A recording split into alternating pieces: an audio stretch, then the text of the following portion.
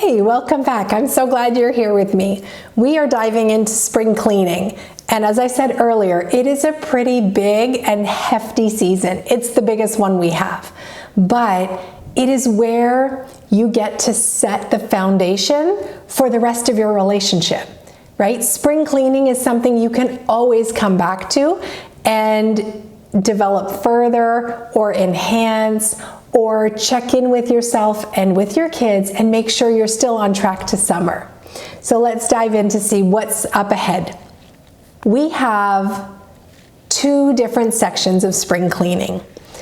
On the internal side, this is us spring cleaning our own selves, right? This is us doing some of the inner work, because we cannot show up fully for our kids and we cannot guide them to summer if we ourselves are not in summer, right? We cannot take them where we are not.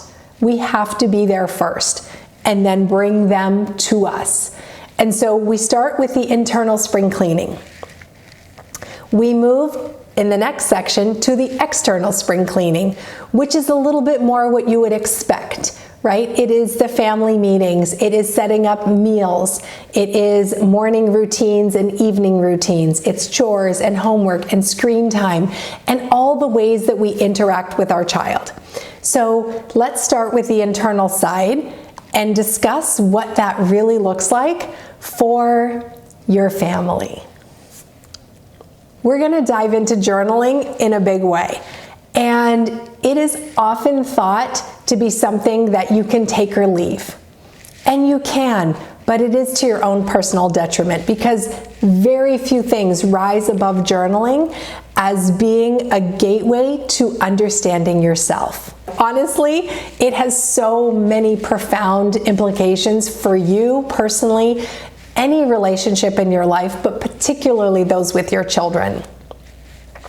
In journaling, you are both the author and the audience, so you can frame the entire scenario as best that fits you.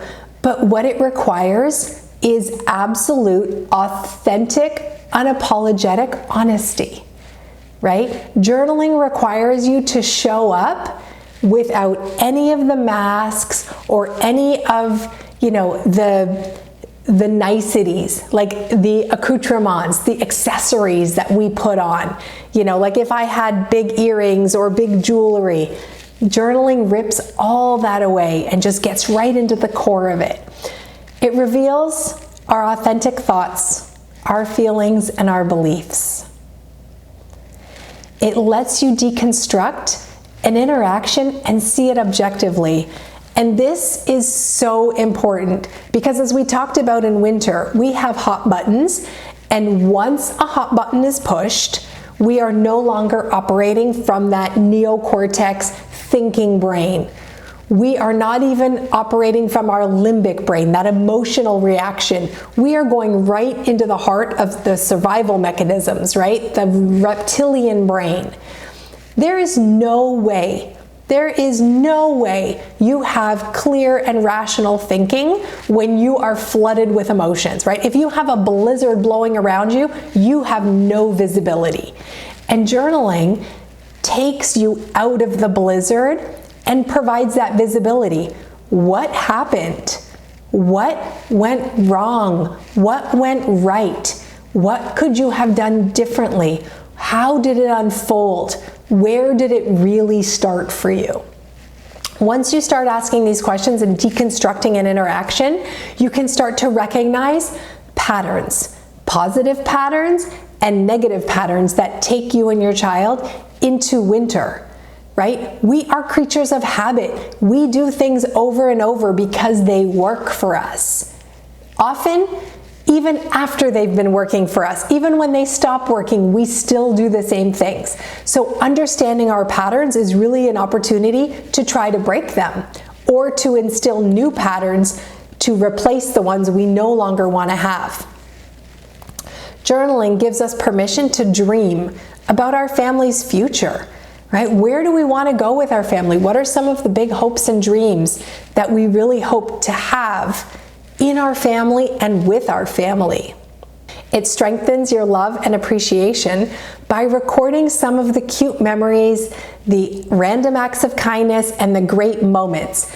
When you are facing a winter storm, it is really hard to stay there and charge fully into winter when you, at the end of the day, open up your journal and reflect on this absolutely super cute, adorable story of what happened 3 days ago with your child, right? It does change who we show up as. We cannot come with the ferocity and the intensity of all of our rage or hurt when we're filling our hearts and minds with all of these beautiful stories of love and adoration and attention and cute little things that have gone on with our child. It just gives us a moment to reflect, right? Reflect on other things other than that one microscopic moment where somebody had a break, either a negative break or a hot button moment push, any of those things. Journaling allows us to step out of the blizzard and look at it through a window and say, is this really what I believe? Is this really what I know to be true about my family, about my child, about myself? It is such a powerful tool. I really hope that you can embrace it and commit to writing a few words, writing a few lines, writing a few paragraphs as often as you can. It can be a daily practice where you spend 5 minutes a day reflecting on your family, reflecting on the day-to-day, great celebratory moments, beautiful things that happened, challenges that pushed your family into winter. Break it down, right? Deconstruct it and say, is this who we want to be? Is this who we are? And then you get to journal. I want to hope for a better future. What does that look like? I'm going to dream in the safe space of my journal. It's pretty amazing. I hope that you take me up on the offer to use some of the prompts that I'm providing in the workbook to really get down into how you start writing your feelings. Because it's a practice. Not everybody is just going to open up a book and pour out their heart. It takes a little bit of practice and some prompts, some questions that push you. The value comes in you showing up and being honest, right? There's no point in doing it if you're going to write what sounds nice or what you think other people would want to know. That's not where the value lies. So be honest with yourself, with your great parts. Toot your own horn. Say that you had a parenting win.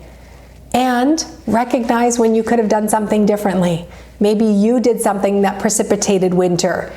How can you change that? How can you recognize it? How can you break that pattern? Journaling helps you do that.